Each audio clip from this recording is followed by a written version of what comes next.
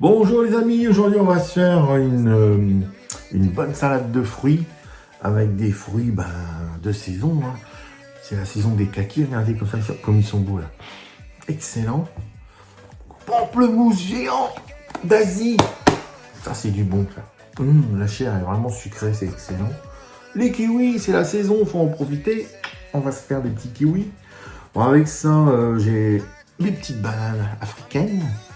On va bien se régaler.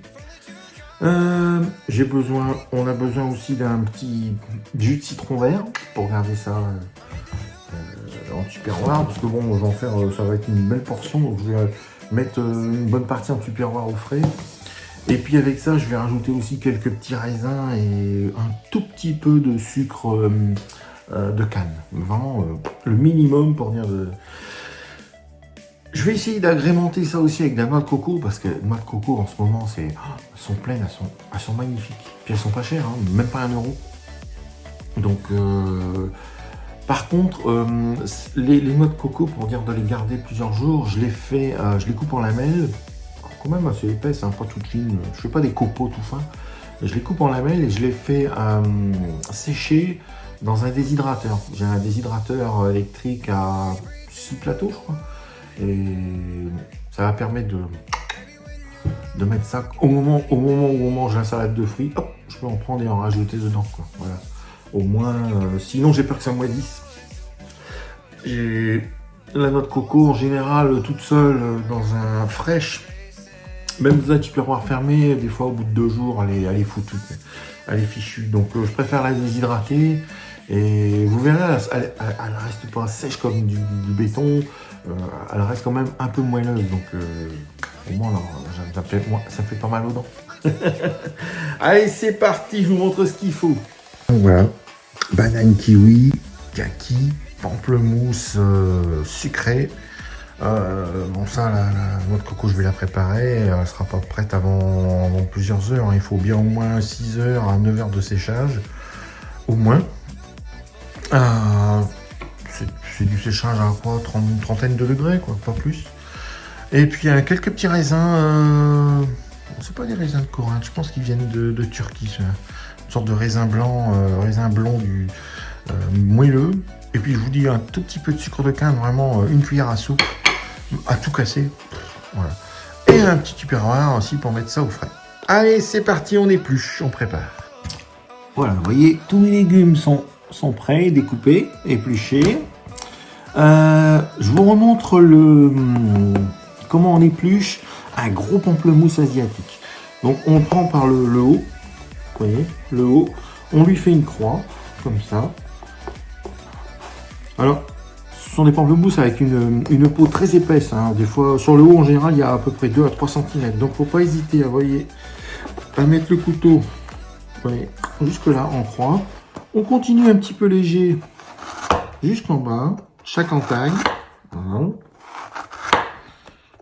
Je vous dis, la peau sur les côtés, elle fait bien un bon centimètre d'épaisseur. Et à partir de là, on peut déjà attaquer. Voilà. Là, ça va tout seul.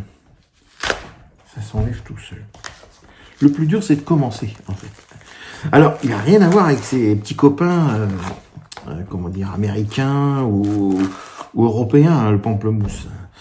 Ce pamplemousse vert géant, il a pas du tout la même, comment dire, la même acidité, le même sucre.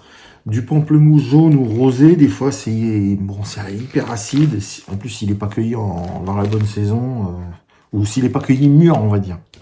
S'il n'est pas mûr, c'est pas génial. Tandis que là, on mange la chair, et la chair, je vous dis, elle est sucrée, elle est même pas amère, elle est même pas sûre, quoi.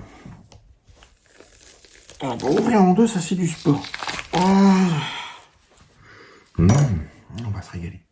Allez, maintenant on va essayer de décortiquer, faut enlever la peau. La peau ne se mange pas, elle est vraiment amère. Mais elle se détache très facilement. Vous voyez, on va repasser. Alors, c'est le seul pamplemousse que quand on a fini d'éplucher, on n'a pas les mains pleines d'eau, pleines de jus collant. Non. Alors, regardez. parce que la chair est, comment dire, les alvéoles sont très, très solides. Donc, vous voyez, faut juste enlever parfois des petits pépins qu'il y a sur le milieu, là. On peut enlever facilement. Voilà. Hop. On va essayer de se faire un beau quartier. Bon, c'est pas toujours facile à éplucher, hein, mais avec le temps. Bon.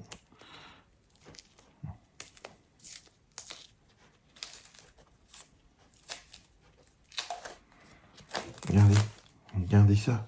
Oh, toute cette chair. Donc voilà, j'ai fini d'éplucher mon gros pamplemousse géant. Et maintenant, on va presser à la main quelques petits citrons verts, entre 1 et 2 citrons verts. Ça va empêcher l'oxydation et ça va améliorer la conservation. Voilà. Puis c'est très bon en plus, c'est la saison. Voilà. Je pense que je vais en mettre deux petits citrons verts.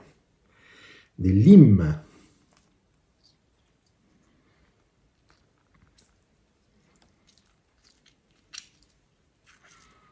Voilà. Je vous montre après le résultat. Après, je vais bien touiller. On va mettre au frais. Voilà. Donc, je remue bien ma préparation.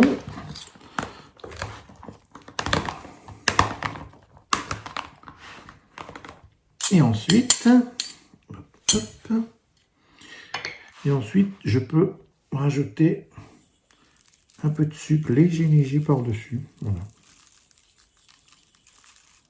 Voilà. C'est prêt, on peut mettre au frigo.